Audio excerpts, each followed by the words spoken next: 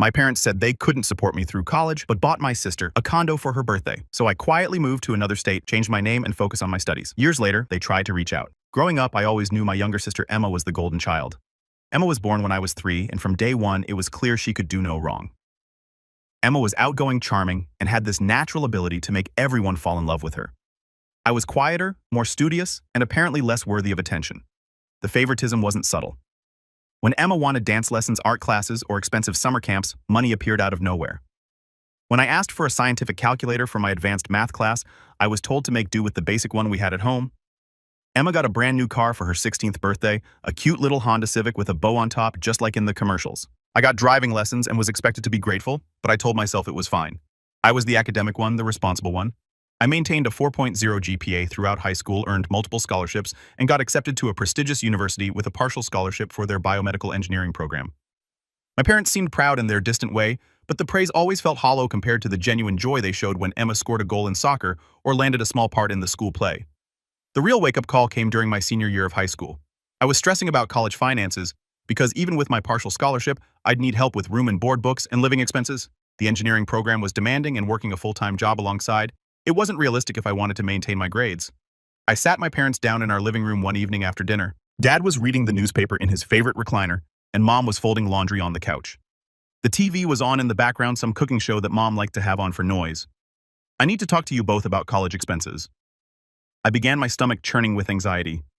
Dad looked up from his paper with an expression I'd seen before. That slightly annoyed look he got when practical matters interrupted his evening routine. "Sarah, we've discussed this," Mom said without looking up from the towel she was folding. "You got scholarships for a reason. You're smart enough to figure it out. But the partial scholarship only covers about 60% of tuition," I explained, pulling out the financial aid documents I'd organized in a folder. "With room and board, books, lab fees, you'll need to get loans." Dad interrupted, his voice carrying that final tone that meant the discussion was over. "Work more hours at the grocery store. You're 18 now, Sarah. You're on your own financially. It's time you learn to be independent." The words hit me like a slap. On my own financially. I felt something cold settle in my chest, but I nodded and went to my room. I spent that night applying for additional loans and calculating how many hours I'd need to work to make ends meet. The math was brutal, but I made it work. I always did. College was harder than I'd expected, not academically, but financially and emotionally. I worked 25 hours a week at the campus bookstore, took out substantial loans, and lived off ramen noodles and peanut butter sandwiches. My roommate Jessica often invited me out for dinner or movies, but I usually had to decline. She came from a family that sent care packages and money for fun stuff. I couldn't relate. I called home every Sunday, mostly talking to Mom, while Dad watched football in the background. Emma had started her sophomore year of high school and was apparently thriving. She joined the drama club, made varsity cheerleading, and was dating some boy named Marcus, who Dad actually liked. When I shared my academic achievements, making Dean's List, getting selected for a competitive research program, landing an internship at a biotech company, the responses were polite but brief. "That's nice, honey," Mom would say. "Oh, I have to tell you about Emma's performance in the school play. She got a standing ovation." I started calling less frequently during my junior year. Something shifted in my relationship with my family, though I didn't realize how dramatically until later. I'd been selected for an exclusive research program working with Dr. Martinez on developing biodegradable medical implants. It was groundbreaking work, the kind of opportunity that could define a career. I was one of only 3 undergraduates chosen nationwide. When I called home with the news, genuinely excited for the first time in months, Mom's response was lukewarm. "That sounds very time-consuming, Sarah. Are you sure you're not taking on too much?" I tried to explain the significance, how this could lead to graduate school opportunities, potentially even early admission to PhD programs, but I could hear Emma laughing in the background about something, and Mom kept getting distracted. "Well, as long as you're happy," she said finally. "Oh, Emma just got asked to prom by the sweetest boy. We're going dress shopping this weekend." I hung up, feeling more alone than ever. That's when I made a decision that would change everything. I stopped trying to compete for their attention. I stopped calling every week. I focused entirely on my research, my studies, and building relationships with people who actually valued what I was doing. Dr. Martinez became a mentor, and my research partners Kevin and Lisa became close friends. For the first time in my life, I felt like I belonged somewhere. I was so absorbed in my work that I almost missed the family group text that changed everything. It was a Saturday morning in October of my senior year. I was in the lab early running tests on our latest prototype when my phone buzzed with a message from Emma in our family group chat. "Guys, I can't believe it." Romantic face emoji. "How's emoji?" Sparkles emoji. Then came the photos.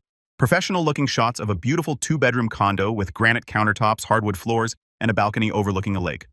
The furniture was all new, a plush sectional sofa, a dining table that probably cost more than I spent on food, in 6 months a bedroom set that looked like it came from a magazine. My phone kept buzzing with messages. Emma, Mom, and Dad surprised me for my 21st birthday. I'm officially a homeowner. Party popper emoji, house with garden emoji, 2 hearts emoji, Mom, our baby girl deserves the best. So proud of you, Emma. Smiling face with hearts emoji. Dad, hope you love it, sweetheart. You've earned it, Emma. I can't stop crying happy tears. Thank you, thank you, thank you. Best parents ever. Heart emoji. Heart emoji. Heart emoji. I stared at my phone in the empty lab, the silence broken only by the hum of equipment and the distant sound of my own breathing. A condo. They'd bought Emma a condo for her 21st birthday. I scrolled through message after message of congratulations, heart emojis, and photos of Emma posing with a giant bow stuck to the front door. The same parents who told me I was on my own financially had just purchased their younger daughter a home that probably cost more than my entire college education. I sat there for 20 minutes just staring at the messages. Nobody had asked where I was or why I wasn't responding. In a family group chat celebrating a major milestone, my silence went completely unnoticed. That's when something inside me broke. Not broke like shattered, broke like when you finally stop trying to force a key into the wrong lock. I was done. I didn't respond to the group chat. I didn't call to congratulate Emma or ask my parents how they'd suddenly found money for a condo when they couldn't help with my textbooks. I simply turned off my phone and went back to work. That weekend, I made a series of decisions that I knew would define the rest of my life. First, I scheduled a meeting with Dr. Martinez to discuss graduate school options. Not just any graduate school programs that would take me far from home, preferably with full funding and research opportunities that aligned with my growing expertise in biomaterials. Second, I started looking into changing my legal name and address records to ensure that my future achievements wouldn't be easily traced back to my family. I didn't want them riding my coattails when convenient while ignoring me when it wasn't. Third, I began documenting everything about my research in meticulous detail. Something told me it was going to be important. Dr. Martinez was incredibly supportive when I explained my situation, though I kept the family drama to a minimum and focused on my academic goals. Sarah, your work on the biodegradable cardiac stent has been exceptional, she said during our meeting in her office, which was lined with awards and photos from conferences around the world. I've been corresponding with colleagues at several top-tier programs. Stanford, MIT, Johns Hopkins. They're all interested in students with your background. I'm looking for something with full funding, I said carefully. And preferably on the West Coast or East Coast. I want a complete change of scenery. She nodded knowingly. Academic families often understood the need to establish independence from one's roots. I have the perfect opportunity, she said, pulling out a folder. Dr. Martinez at Stanford is starting a new research initiative on next-generation medical implants. It's a 5-year PhD program with full funding, health benefits, and a generous stipend. The work builds directly on what you've been doing here. My heart started racing. Stanford. Full funding. A chance to work with one of the leading researchers in my field. What would I need to do? Your grades and research records speak for themselves. I'd write you a recommendation letter, of course. The main requirement is that you'd need to commit to the full program and be willing to relocate. Relocate. The word sounded like freedom. I applied that week and was accepted within a month. Full fellowship, research assistantship, and a stipend that would actually allow me to live comfortably while pursuing my PhD. For the first time in years, I felt like someone believed in my potential. The hardest part was not telling my family. I wanted to. Part of me wanted to call home and share the incredible news, to hear pride in my parents' voices, to feel like their daughter again. But every time I picked up the phone, I remembered the condo photos and Emma's excitement and my parents' easy generosity when it came to their favorite child. Instead, I finished my senior year quietly.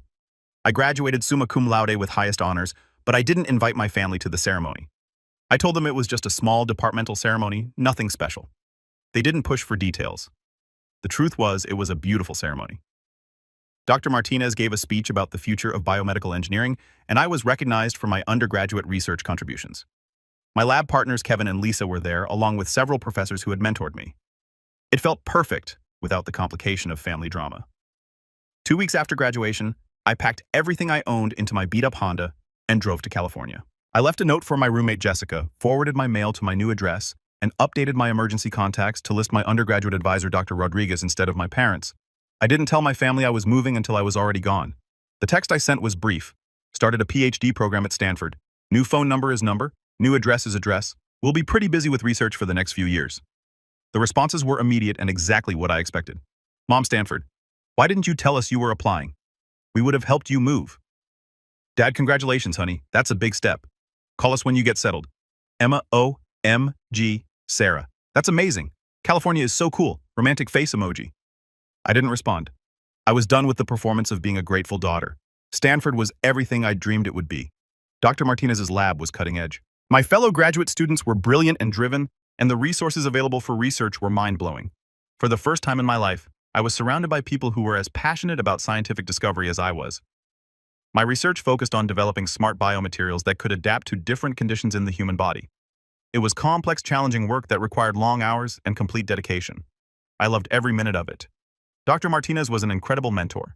She built her reputation on innovative approaches to biomedical materials, and she encouraged me to think beyond conventional solutions. I also loved the distance from my family physically and emotionally. My parents called occasionally, usually on holidays or my birthday. The conversations were polite but surface level. They'd ask how school was going. I'd give brief updates. They'd share news about Emma's latest adventures. She'd graduated from college with a degree in communications and was working at a marketing firm back home. She was engaged to Marcus, the high school boyfriend who'd stuck around, and they were planning a big wedding. "You'll be Emma's maid of honor," of course, Mom mentioned during one call. "I'll have to see if I can get time off from the lab," I said non-committally. The truth was, I had no intention of participating in Emma's wedding. I was deep into my dissertation research by then, and the last thing I wanted was to return home and pretend we were a close, loving family. I sent a nice gift from the registry and a polite card saying I couldn't make it due to academic commitments. The response was a curt thank you note from Emma that radiated hurt feelings, but I didn't let it bother me. They'd made their priorities clear when they bought her a condo while telling me I was on my own. Years passed. I published papers, presented at conferences, and built a reputation in my field. My dissertation research was going incredibly well, better than anyone had expected. I was developing a new type of biodegradable cardiac stent that could actually promote healing while dissolving harmlessly in the body. Early testing showed it could revolutionize heart surgery and save thousands of lives. Dr. Chen was thrilled with my progress. "Sarah, this work is groundbreaking. We need to start thinking about publication in a top-tier journal. Nature, maybe Science." I was in my 4th year of the program when everything changed. I've been working on a particularly challenging aspect of my research, figuring out how to control the dissolution rate of the stent material to match the healing process of heart tissue. It required developing an entirely new polymer matrix, and the chemistry was incredibly complex. The breakthrough came at 2 a.m. on a Tuesday in March. I was alone in the lab, running what felt like the 1,000th iteration of a chemical synthesis, when suddenly everything clicked. The polymer behaved exactly as I'd theorized. The dissolution rate was perfect, and the biocompatibility tests were off the charts. I called Dr. Martinez immediately, not caring that it was the middle of the night. "You did it," she said after I explained the results. "Sarah, you actually did it. This is going to change everything." She was right. Within weeks, we had confirmation that my smart stent design could reduce recovery time by 30% and virtually eliminate the risk of complications from permanent implants. The medical device industry took notice immediately. The publication process moved at a reasonable pace for academic standards. We submitted to Nature and received acceptance within 8 months, still impressive for such a competitive journal. The paper was scheduled for publication in October, and the journal's press team was already talking about featuring it as a cover story. But the real game changer came when Dr. Chen forwarded me an email that made my hands shake. "Sarah," the email from a Science Times journalist began, "we'd like to feature your cardiac stent research in our upcoming issue on medical breakthroughs. This work has the potential to save millions of lives, and we want to tell your story." Science Times. The most widely read science publication in the country, the one that turned academic researchers into household names. The interview process was surreal. Reporters wanted to know everything: my background, my inspiration, my future plans. I talked about the technical aspects of the research, the years of trial and error, the potential applications. I carefully avoided mentioning my family or my motivations beyond scientific curiosity. The photographer took dozens of shots of me in the lab working with the equipment I'd used to develop the stents. In one photo, I'm holding up a tiny prototype stent, smiling genuinely for the first time in years. In another, I'm at my computer analyzing data with multiple monitors showing complex molecular models. I didn't tell my family about any of it. The article was scheduled to publish on a Thursday in October. Dr. Chen had arranged a small celebration in the lab, and several medical device companies had already reached out about licensing agreements. My dissertation defense was scheduled for the following month, and I had multiple job offers from biotechnology companies and academic institutions. I was finally completely, utterly independent and successful beyond anything my parents had ever achieved. Wednesday night, I couldn't sleep. I kept checking my phone, knowing the article would go live at midnight Eastern Time. When it finally appeared online, I read it 3 times in a row. The headline was perfect. 23-year-old PhD student develops revolutionary heart stent that could save millions. The article was everything I'd hoped for. It explained the technical breakthrough in accessible terms, included quotes from leading cardiologists about the potential impact, and featured a sidebar about the commercial possibilities. There were photos of me in the lab, looking confident and accomplished. But the part that made me smile was the author bio at the end. Sarah Martinez is a biomedical engineering PhD candidate at Stanford University. Her research focuses on smart biomaterials for medical applications. She completed her undergraduate degrees summa cum laude and has published 4 peer-reviewed papers. Martinez plans to launch a startup company to bring her stent technology to market. Sarah Martinez. I'd legally changed my name 2 years earlier, taking Dr. Martinez's surname to honor the mentor who believed in me when my own family didn't. It also ensured that my parents wouldn't easily connect my achievements to their daughter, Sarah. The article went viral immediately. By Friday morning, it had been shared hundreds of thousands of times on social media. Medical professionals were calling it a breakthrough that would change cardiac care forever. Investment firms were reaching out about funding opportunities. News stations wanted interviews. I was sitting in the lab trying to process the sudden attention when my old phone, the one I kept but rarely used, started buzzing with notifications. Text after text after text. Mom, Sarah, is this you? Call me immediately. Dad just saw the Science Times article. We need to talk. Emma. Holy Sarah, is this real? You're famous. Mom, your father is calling Stanford right now. Why didn't you tell us? Emma. Everyone is sharing this article about you. Mom is crying. Dad, Sarah Marie. Call home now. I stared at the messages feeling absolutely nothing. No anger, no satisfaction, no regret, just a calm, detached observation that they'd finally noticed me. My new phone rang. Dr. Martinez, Sarah, congratulations. The article is everywhere.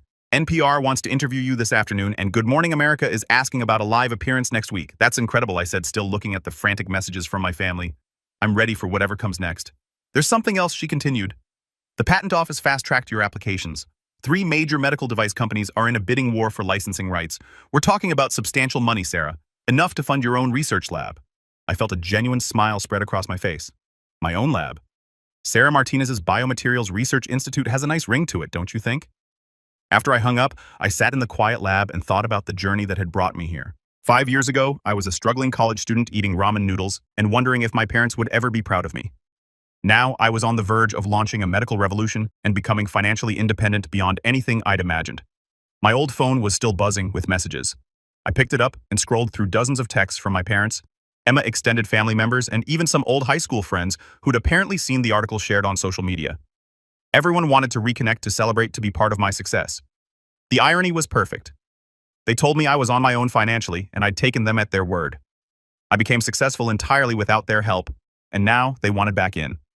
I crafted a single response and sent it to the family group chat. Thank you for the congratulations. I'm sure you can understand that I'm incredibly busy with interviews and business meetings related to my research. I'll be in touch when my schedule allows. It was polite, professional, and completely non-committal. The responses were immediate and increasingly desperate. Mom, Sarah, please call me. I don't understand why you changed your name. We're so proud of you. Dad, we saw the article says you're starting a company. We'd love to discuss investment opportunities. Emma, Sarah. I'm so sorry we lost touch. I had no idea you were doing such amazing work. Can we please talk?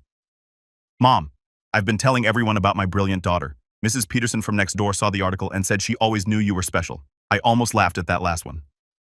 Mrs. Peterson had watched me mow their lawn for spending money during high school, while Emma got an allowance for doing nothing.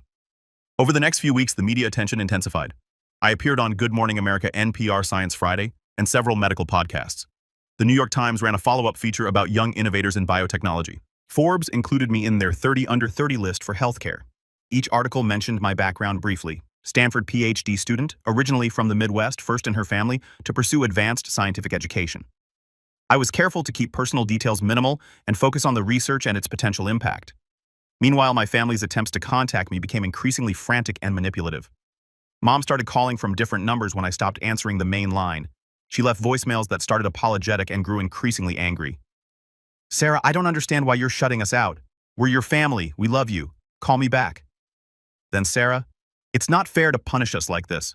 We did our best raising you. We're proud of your success. And finally, Sarah Marie, this is ridiculous.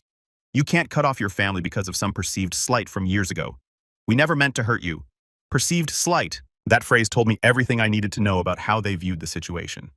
Dad tried a different approach, sending emails about business opportunities and family investment partnerships. He'd apparently done some research on biotech startups and wanted to discuss how the family could participate in Sarah's success. Emma's messages were the most manipulative. She alternated between hurt feelings and fake sisterly bonding. Sarah, I miss you so much. I never realized how much I depended on having you in my life. Please don't let this success change who you are.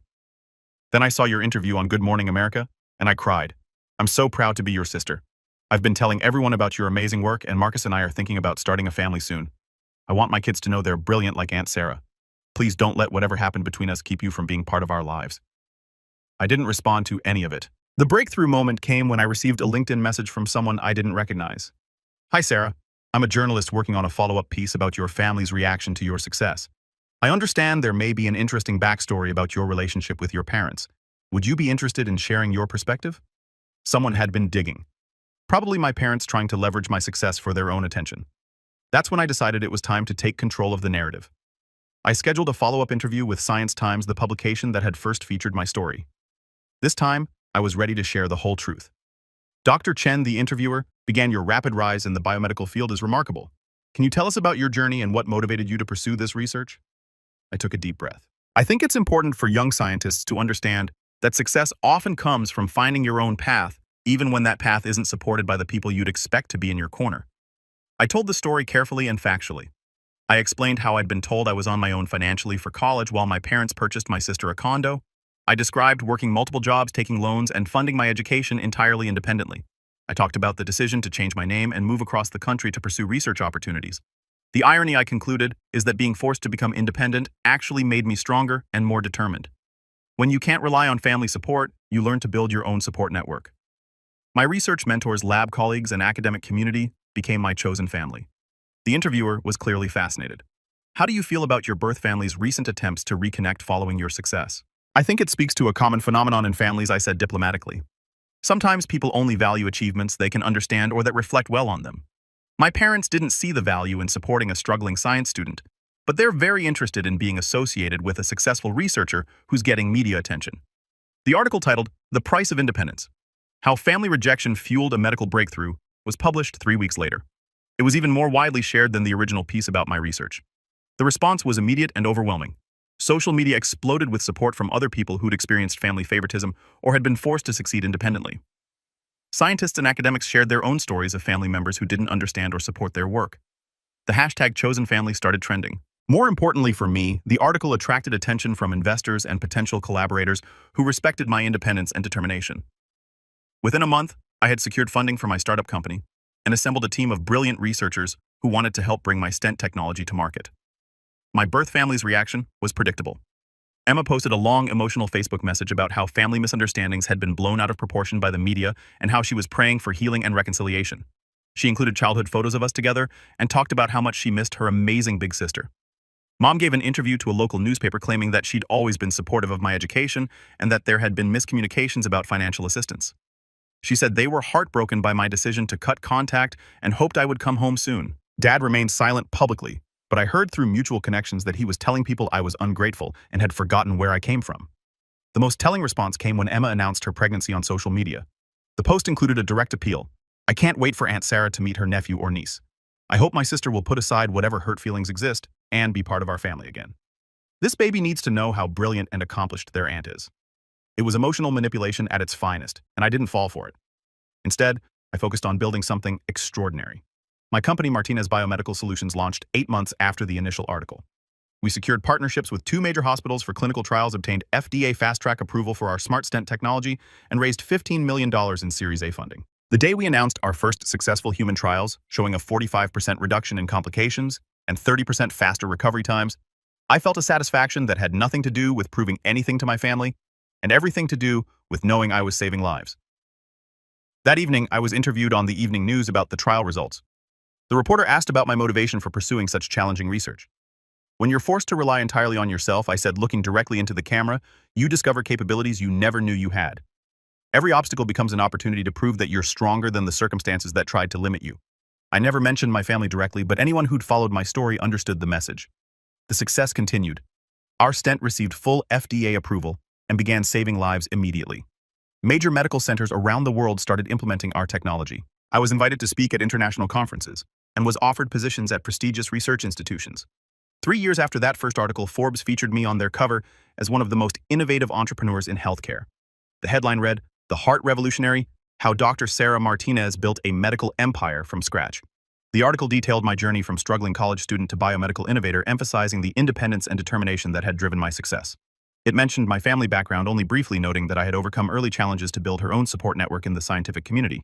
By this point, my birth family had largely stopped trying to contact me directly. Occasionally, Emma would post something on social media that seemed designed to get my attention, usually around holidays or family milestones. Mom would sometimes leave voicemails on my old number, her tone cycling between hurt and angry and back to hurt. But I was done with all of it. I had built exactly the life I wanted. I had a team of brilliant researchers working on the next generation of medical technologies. I had financial security beyond anything I'd imagined as a broke college student. I had respect and recognition in my field. Most importantly, I had chosen family colleagues, mentors, and friends who valued me for who I was, not what I could do for them. The final piece of poetic justice came 4 years later. I was attending a biomedical engineering conference in Chicago when I ran into someone I hadn't seen since high school, David Rodriguez, who'd been in several of my AP classes. He recognized me from the recent media coverage and came over to chat. "Sarah, I can't believe I'm running into you here.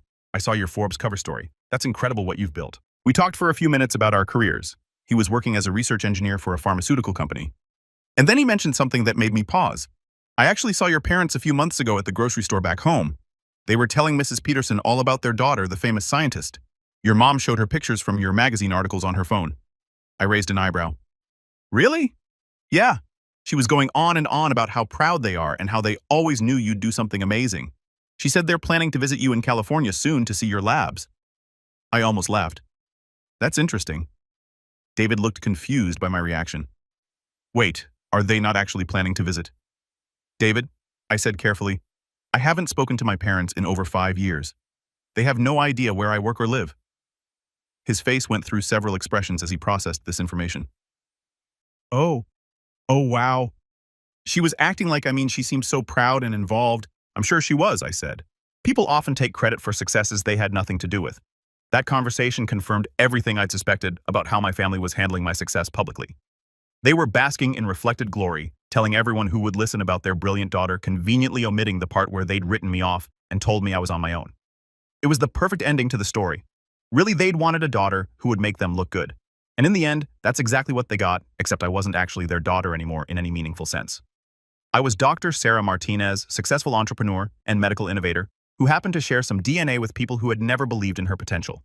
The last message I received from any of them was a Facebook message from Emma last Christmas. "Sarah, I know you probably won't read this, but I wanted you to know that I tell my son about his Aunt Sarah all the time. I show him pictures of you from magazines and tell him how smart and successful you are. I hope someday you'll meet him. He'd be so lucky to know you. I love you, and I'm sorry for whatever I did to lose you." I read it once and then deleted it. The truth is, I don't feel angry anymore. I don't feel hurt or rejected or like I'm missing out on family connections. What I feel is grateful. My parents did me the biggest favor of my life when they told me I was on my own financially. They forced me to become independent, to build my own support network, to rely on my own capabilities. Without that rejection, I might have stayed close to home, accepted mediocrity, and never pushed myself to achieve something extraordinary. Emma got a condo for her 21st birthday. I got the motivation to change the world. I think I got the better deal. Today, I'm 30 years old. I run a company that's valued at over $75 million. Our medical devices have been used in over 15,000 surgeries worldwide. I own a beautiful home in Palo Alto, drive my dream car, and travel internationally for conferences and speaking engagements. More importantly, I'm surrounded by people who chose to be in my life because they value who I am and what I contribute. My team at the company feels like family. My research collaborators from around the world are friends I genuinely enjoy spending time with. Dr. Martinez, who I now call by her first name Linda, is like the mother I never had. Someone who believed in my potential even when I didn't believe in it myself. Sometimes I wonder if my birth family sees my success and regrets their choices. I wonder if they understand that their rejection wasn't just a missed opportunity to support me, but a missed opportunity to be part of something meaningful and groundbreaking. But mostly I don't think about them at all. I'm too busy building the future. Update. A lot of people have been asking if I ever plan to reconcile with my family. The answer is no. And here's why. Reconciliation requires acknowledgement of wrongdoing and genuine change. What I've seen from my family is public posturing, emotional manipulation, and attempts to benefit from success they did nothing to support. Real family isn't about shared DNA. It's about showing up, believing in each other, and supporting each other through difficult times. My chosen family has done that consistently. My birth family proved they're only interested in the highlight reel. I'm exactly where I'm supposed to be with exactly the people who belong in my life. Sometimes the best revenge isn't dramatic confrontation. It's building something so extraordinary that the people who rejected you become irrelevant to your happiness. They said I was on my own financially. They were right. And that independence became the foundation of everything I've achieved. I wouldn't change a thing.